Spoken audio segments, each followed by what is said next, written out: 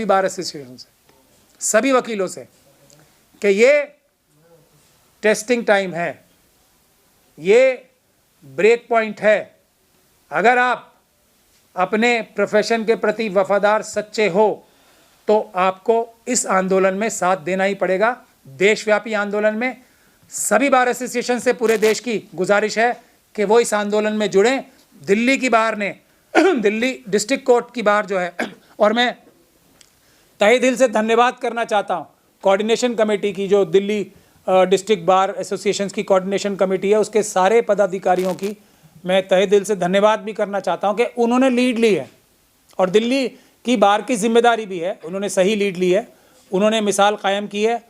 आज भी एक पीसफुल प्रोटेस्ट कड़कड़डुमा में और रोहिणी में हुआ था, जो अदालतों के गेट्स हैं, ताकि देश की जनता भी देख सके। पीसफुल प्रोटेस्ट हुआ था फ्राइडे के दिन सुबह 10 बजे, जुमे के दिन सुबह 10 बजे, शुक्रवार के दिन सुबह 10 बजे भी एक पीसफुल प्रोटेस्ट, जो 30 हज़ारी का जो सेंट्रल हॉल है उसके बाहर वाले गेट के सामने रोड की तरफ 10 बजे सुबह होने वाला है।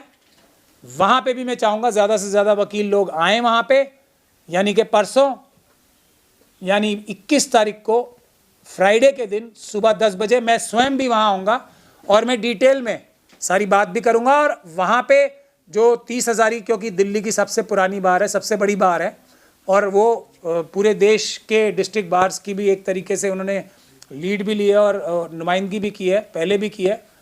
तो हम सभी लोग 30 हज़ारी से ही निकले, जो अलग अलग बार्स में गए भी हैं, आज जो पुराने लोग हैं वो सब 30 हज़ारी बार से ही निकले हैं। तो वहाँ ज़्यादा से ज़्यादा संख्या में आएँ परसों फ्राइडे के दिन 10 बजे, और वहाँ पीसफुल प्रोटेस्ट करके इस जो कम सुनने वाली जो लॉ मिनिस्ट्री और सरकार है उसको जगाएं, और आगे की जो रणनीति है वो भी तय होगी। लेकिन देश में सभी हाई कोर्ट के बार एसोसिएशन से, ख़ास तौर पे उत्तर प्रदेश और बिहार जो देश की सबसे बड़ी बड़ी बार्स में से एक है, और वेस्ट बंगाल, महाराष्ट्र से भी मैं गुजारिश करूंगा कि ये सभी बार्स जितनी भी हैं ये इस आंदोलन में साथ दें, लीड लें, और किसी भी हालत में किसी भी कीमत पे संविधान के ऊपर इतना बड़ा हमला बर्दाश्त ना करें। देश बचाएं, संविधान बचाएं, हमारा जुडिशल सिस्टम बचाएं।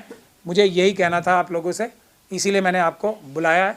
ये आंदोलन बहुत बड़े लेवल पे होने वाला है, इसलिए आप सब लोगों से भी गुजारिश है कि फ्राइडे के दिन आप भी 10 बजे 30 हज़ारी के सेंट्रल हॉल के जो सामने वाला गेट है रोड की तरफ, वहाँ सुबह 10 बजे आएँ, ताकि आप संविधान बचाने की इस लड़ाई को अपनी आंखों से देख भी सकें और पूरे देश को भी दिखा सकें। क्योंकि जो क्रिमिनल मीडिया है वो तो आपको पता ही है, मुझे कहने की ज़रूरत नहीं है, वो तो इसको ऐसा दिखाएगी कि जैसे सारे वकील जो हैं बहुत खुश हो रहे हैं इससे।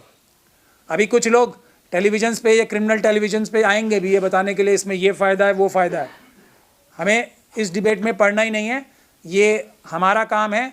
हमसे पूछे बगैर सरकार ने ये किया है, हम इसको नकारते हैं 100% टोटली। जो भी अगर कुछ कानून में चेंज करना होगा वो हम लोग अपने आप प्रपोज करेंगे, जब हमें ज़रूरत होगी सरकार को वो मानना पड़ेगा, क्योंकि यही मैंडेट है संविधान का, यही मैंडेट है हमारी पार्लियामेंट्री डेमोक्रेसी का भी। जिस ग्रुप के लिए लॉ बन रहा है उसी को बताना चाहिए कि हमारी क्या तकलीफ़ है और हमें क्या चाहिए। कोई बाहर का व्यक्ति ये नहीं बता सकता बिल्कुल भी, इसलिए हम इसको पूरी तरीके से रिजेक्ट करते हैं।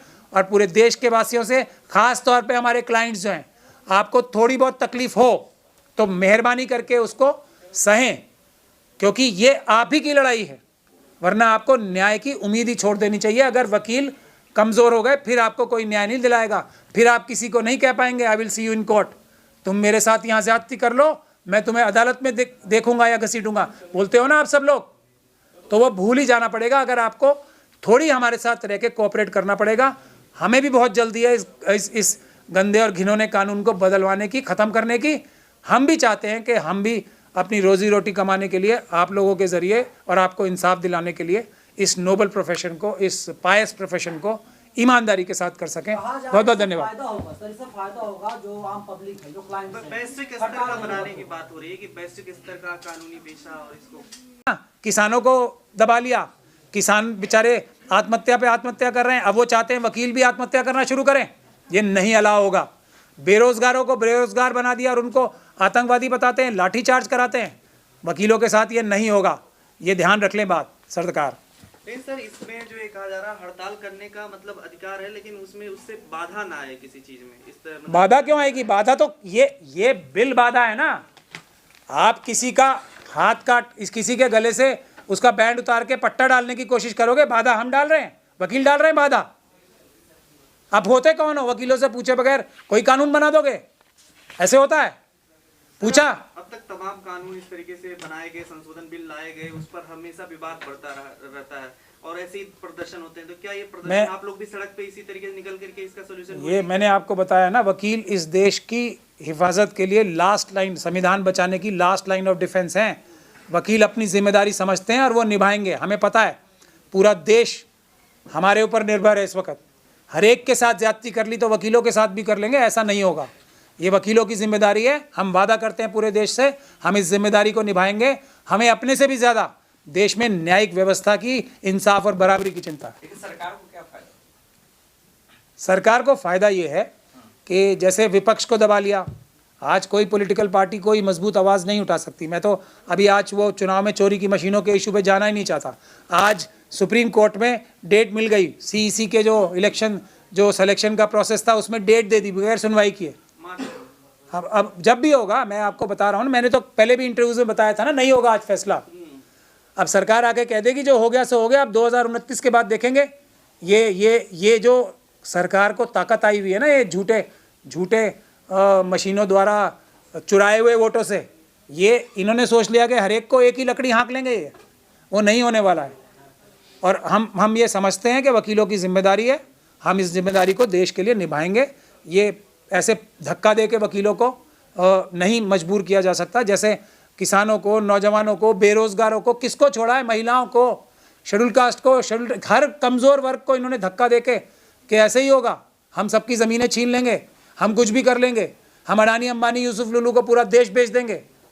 ऐसे नहीं होगा। अभी मैं आज अमेरिका का वो समन भी देख रहा था। ये लॉ मिनिस्ट्री को अमेरिकन गवर्नमेंट रिक्वेस्ट कर रही है कि अडानी जी को हमारे समन सर्व कर दो। वो तो प्रधानमंत्री जी नहीं कराएंगे। वकीलों के ऊपर इनको वो पट्टा डालने की बहुत चिंता हो रही है। वकील अपने गले में पट्टा नहीं डलवाएंगे, फांसी का फंदा ले लेंगे हम, पट्टा नहीं डलवाएंगे वकील।